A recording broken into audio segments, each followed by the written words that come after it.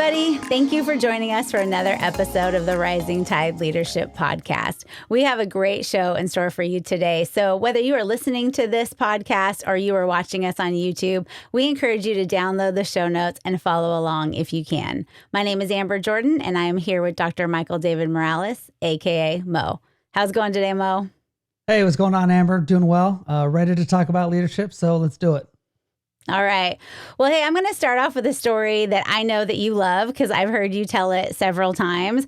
But it's a great story about Colonel Norman Schwarzkopf. And it was about the day that he took over as the commander of his unit from another commander as he arrived in Vietnam. And when meeting the outgoing commander, Schwarzkopf remembers the incident like this. "Come on back to my hooch," he said. "I need to talk to you a little." We drove about a mile to the battalion base camp, which was at the bottom of the hill. And then we walked to a little cabin halfway up the hillside. On the table sat a bottle of Johnny Walker Black Label Scotch. "This is for you," he said. "You're going to need it." I was expecting a 2 or 3 hour conversation or discussion of the battalion, its officers, its non-commissioned officers, and its mission. But he only said, "Well, I hope you do better than I did. I tried to lead the best I could, but this is a lousy battalion. It's got lousy morale. It's got a lousy mission. Good luck to you." And with that, he shook my hand and walked out. Well, with an outlook like that, how could you expect anything but lousy morale? Because it's one thing to look at a situation and be able to determine whether it's good or not. But Mo, wouldn't you say it's a whole nother thing to be able to look at a situation and know you can do something about it?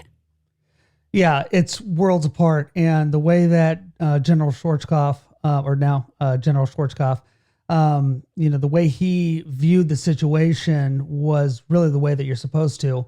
And speaking of great military leaders, Hal Moore, that we've talked about in previous episodes, once said this: if given a choice between taking over for a good or a bad outfit, I'll choose the bad outfit every time.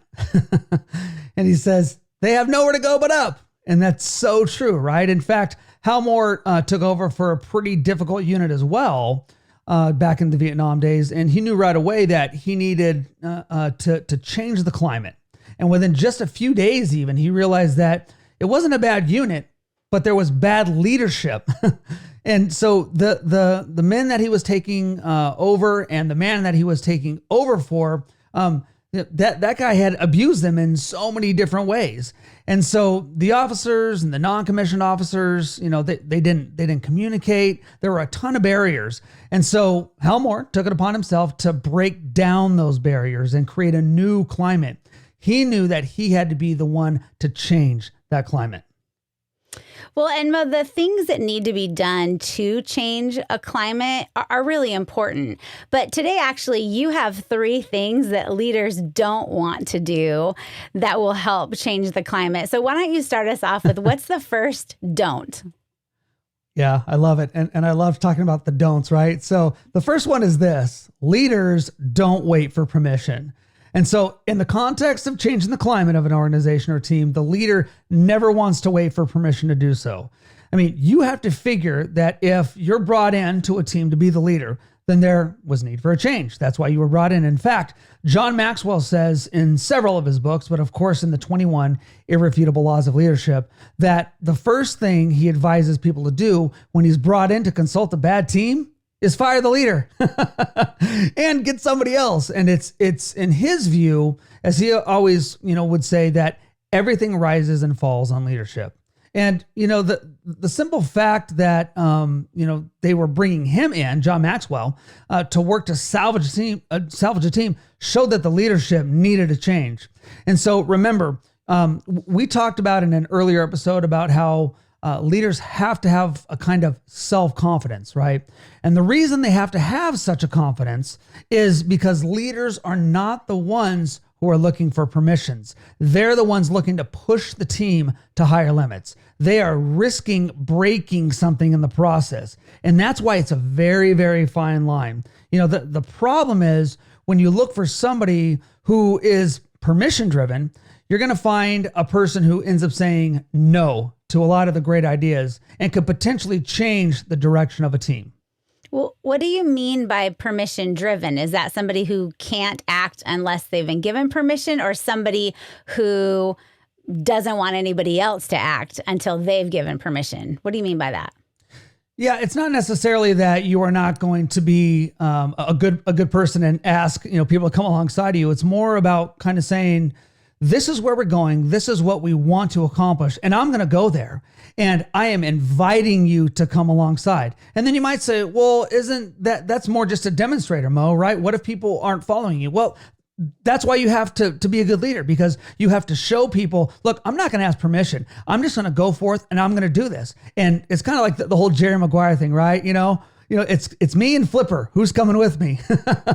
And sometimes the reason why leaders a lot of times don't want to do that, Amber, is because you sometimes will look like you have egg on your face, right? Just like Jerry Maguire. Nobody wanted to come with him. And then everybody, Bob Sugar was over in the corner eating a sandwich and just kind of like waves at him. That's one of my favorite parts of the movie, because Jerry Maguire was so vulnerable and so put out there, and he really believed in something, but nobody else wanted to follow him. Well, leaders, you are dealing with that every day. You are going in a direction, hopefully, that your team kind of has a little bit of skepticism about, because that's why you're the leader. If everybody already knew where they were going, right? If everybody already knew how to get there, then there would be no need for you. You'd just be another part of the team, and you'd probably play a great part. But when you're the leader, you're asked to, do sometimes what is it? The road less traveled, right? I came up to 2 ways in the woods, and I took the one that's less traveled. Leaders, you have to be that kind of leader. You have to be the one that says, man, it may not have been done like this before, and we might fail. We might fall down on our face. We might get egg on our face, but I'm willing to do it. And are you willing to come with me?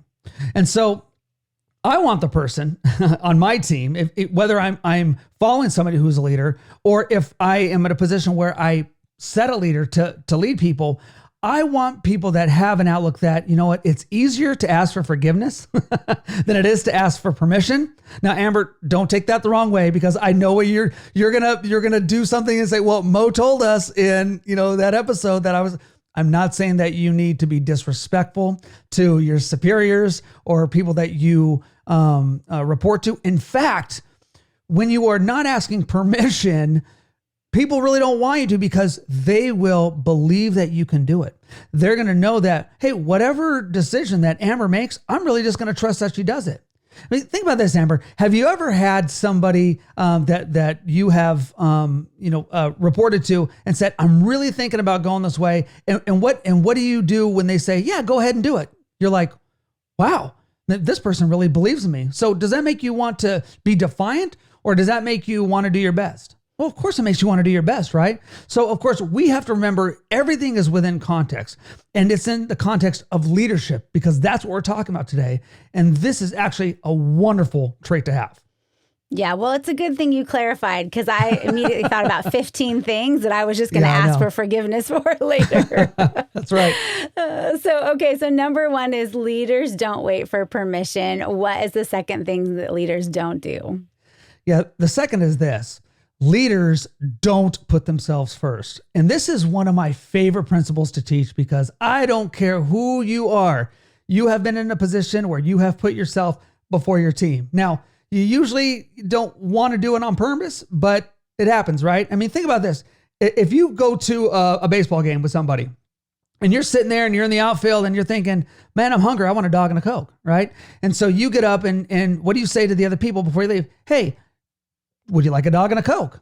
Well, that's you thinking about you and the growlings of your stomach, and then thinking about the other people. Leaders do it the opposite way. They're sitting and watching the game thinking, I wonder if these people need a dog and a Coke. I'm not really that hungry, but I'm going to ask them. You see, that's what it means to not put yourself first. And there's a great book by Simon Sinek, and I think we mentioned it before, but it's called Leaders Eat Last. And I know I talk about food a lot, but I just love eating, right? So now you don't really have to even read the book to understand, although you should.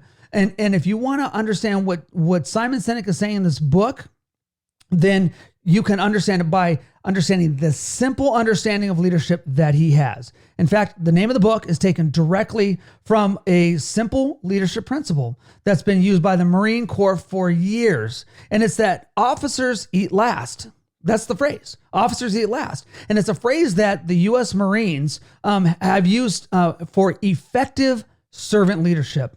And it's an action used by Marine leaders. And the most senior leaders of an organization actually eat last if you're in the Marines. Because when you're eating a meal together, usually, they're out in the field and as we say in the military, when you're in the dirt and whatever, you might be on a field training exercise and people are working hard, and you always want to make sure, whether you're there or even in a combat environment, that your people eat first, that they're taken care of first. Because here it is. The buck stops here. I love that phrase. In fact, U.S. President Harry S. Truman once said that, and he didn't just say it, Amber. He kept a sign on his desk while he was president with that phrase, "The buck stops here." And it was in the Oval Office. Anybody who came in to talk to him could see that. And they knew that the phrase referred to a notion that the president had to make decisions and he had to accept the ultimate responsibility for any of those decisions that came across his desk. Well, the concept leaders eat last and the buck stops here, like they feel like they're different concepts or kind of maybe different goals. What's the correlation between those two, and how do we practically do that? How do we do both? Yeah, I would say that leaders eat last and the buck stops here are kind of, they're two parts of the same principle, right? Which is the responsibility of the leader. And I'll say this, the leaders eat last one. My question for our leaders out there is, when you go, somewhere, when you're doing something, when you have, if you're at a conference or whatever, are you looking to the people that you're supposed to be leading and making sure that they have the things that they need? Do you make sure that the people that you lead every day in your office, that they have the time, the resources, and everything else that they need to get the job done? Because it's really important, because again, the buck stops with you. And so let me illustrate by this. I received a phone call. This was years ago, and it was a young person who I'd been coaching and mentoring for years. And then now she was a district manager. And I remember she called me, and it was like 3:30 in the morning. And she's like, "Mo, I called you because I knew you'd be up. Nobody else in the world is up right now, but I know." And sure enough, I was up drinking coffee. I was actually writing my dissertation at the time. And I remember I said, "What's going on?" And she just said, "Man, I am kind of in this preliminary stages. We got to get this stuff done. It's like 3:30. I got to get this stuff done because my store's open at 7 a.m. and we're not even close to being done. And I just, part of me doesn't know what to do. I had to send my people home because they've been working tirelessly. They needed to go home and sleep, see their families, and they had to eat." And she says, "I've had time to do none of that. In fact, Mo, I'm still wearing the same clothes that I was wearing 48 hours ago." And I was just kind of laughing. And she's like, "I knew you were going to laugh." And I said, "Well, hey, let me ask you this. Would you rather have anybody else in the situation that you're in right now except for you?" And she said, "Absolutely not." And I said, "That's why you're the leader."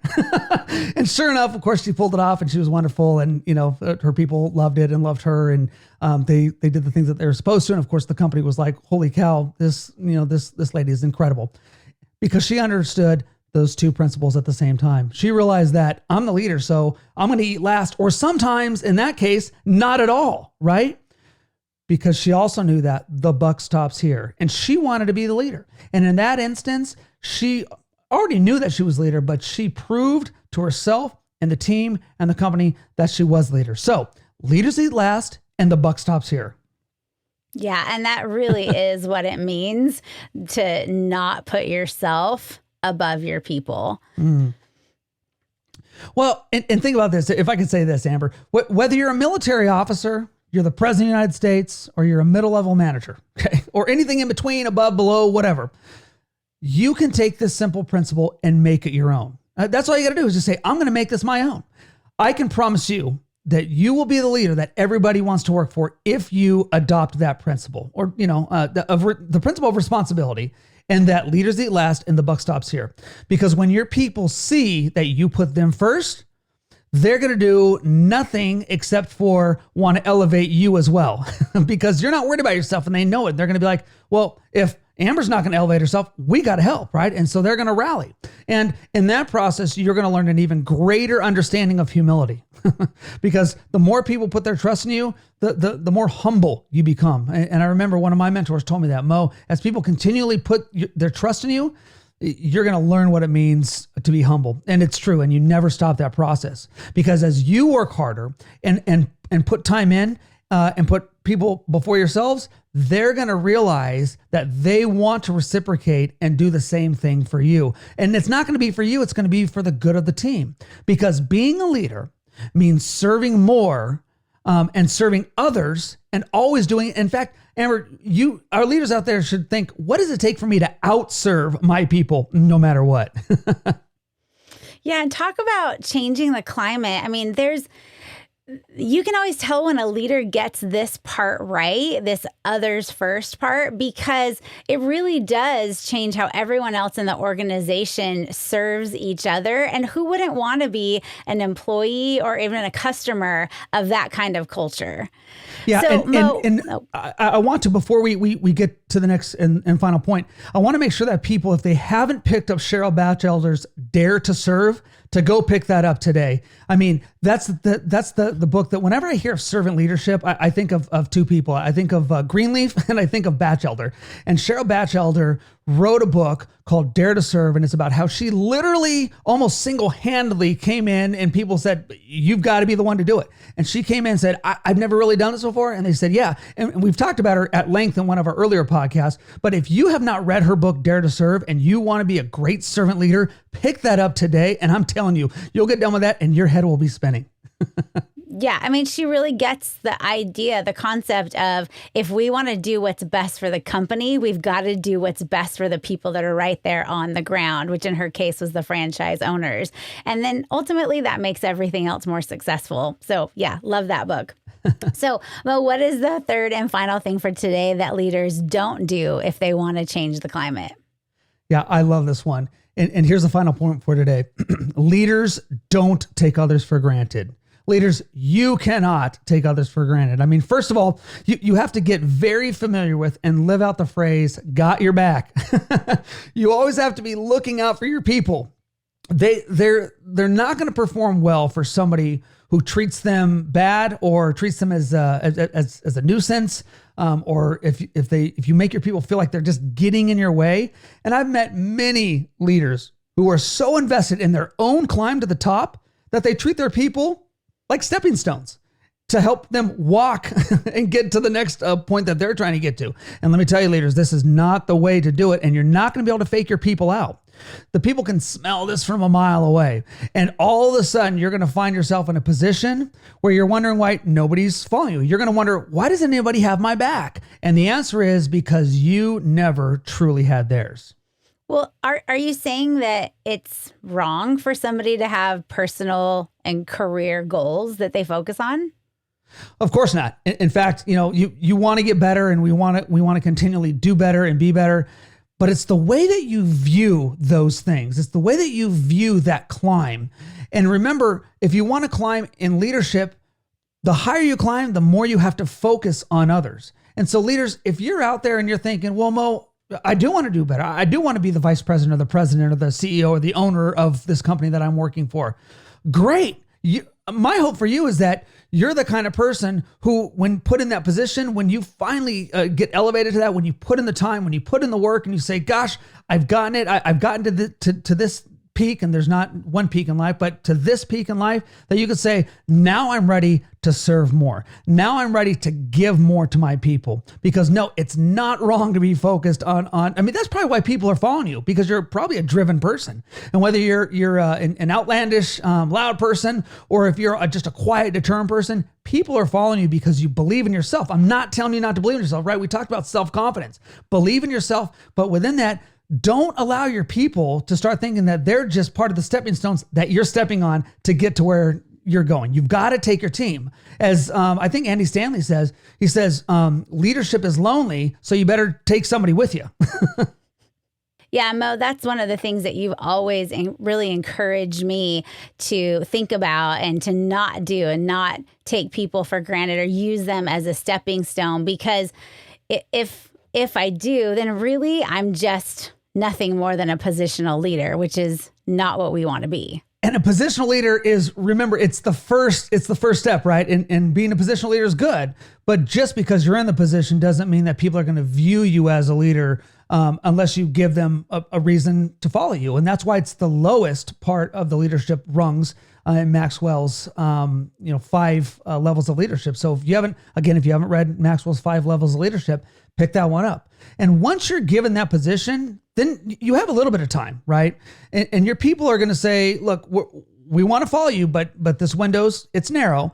And so when you're brought into a company, you need to, or placed somewhere else in your organization, there's an informal process that a leader kind of undergoes. And so within the first several weeks, just like Hal Moore said earlier on in the beginning of our podcast, your people are going to judge you and they're going to decide whether you're worthy enough to be trusted and to be followed. So how do you do that? And so you have to prove yourself by the way that you look, act, and make decisions. You have to have all three. People want to follow somebody who looks the part and knows that, this person really wants to be here. They want to follow somebody who acts accordingly. And for instance, you can't engage in pettiness or other stuff that non-leaders engage in. You have to be there for everybody. And that's what's tough, because you have to kind of be there for everybody, not just one or two people or a group or a subsect of people. Your actions need to speak loud enough for your people to follow you. And of course, most importantly, you need to make sure that your decisions that you make the team better. It's not enough to keep the ship going. You have to make it better, faster, and more impactful. Wow. And that's a pretty tall order, right? Because, it takes time and it takes consistency. And so I think we want it to happen really quickly, but it takes time to prove that basically that you are who you say that you are and that you are going to do what you say you're going to do. Because after all, that's what we expect from our people, right? And so if we're not going to take them for granted, then we have to be willing to put in the time and the consistency and be willing to prove ourselves to, earn their permission, which is the second level of leadership, to earn their permission to truly lead. So Mo, before we wrap up today, what are your final thoughts for our leaders out there? Yeah, remember this, your least busy day on the job as a leader is going to be your first day. Every day after that gets more intense because the work never stops for a leader. And when the rest of your team is taking times off, and they're eating or sleeping or sometimes spending time with their family, and you're thinking, man, I wish I could do that too. Just remember that you signed up for that position. And so unofficially, I would say that leaders don't really get much time off. And so take initiative, take full advantage of your support team. And if you don't have a support team, you've got to get a support team, because they're the ones that you're going to be able to go to. And they're the only ones that are going to be asking you, did you eat? Did you sleep? Did you spend time with the ones that you love? Because nobody else is thinking about that. They're thinking about themselves. You need to have that support system, because as you're putting your people first and you're not doing all the things we talked about today, you need to make sure that people are looking and looking out for you. And so you might be someone who's been in your position for a while, and you might be thinking to yourself, man, I already blew it. Don't worry. If you blew it, you can take that long, slow road of building back up trust with your team. And I know you can do it. So just make sure that as you change the climate of your company, whether you're brand new or whether you've been there for a while and you're like, hey, I've got to turn the ship around, or maybe you're in a company and they decided we're going to put you over here to be impactful because you've done a great job where you are. Remember that the climate starts with you, and you need to make sure that you put your people first using these principles we've talked about today. That's so good. Thanks, Mo. We appreciate it. That brings us to the end of this episode. We look forward to seeing you next time.